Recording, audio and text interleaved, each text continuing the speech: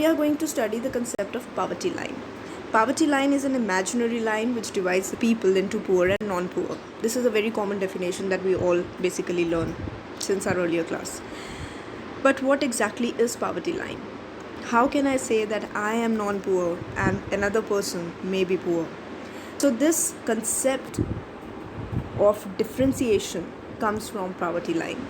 To make you a bit more clear, to differentiate between a student who passes and who fails, we have a minimum requirement of marks, which are your passing marks. That's the 33% generally.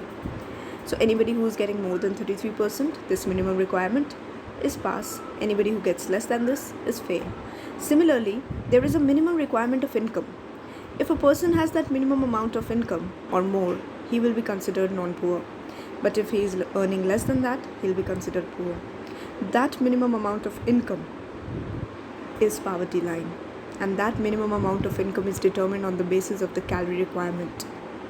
So who determines this? It's the Niti Aayog and NSSO.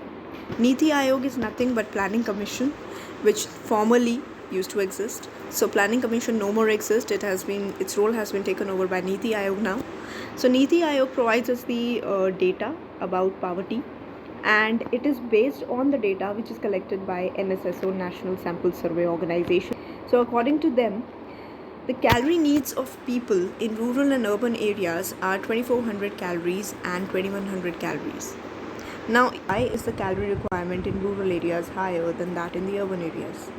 Well, people in the rural areas engage more in the physical activity.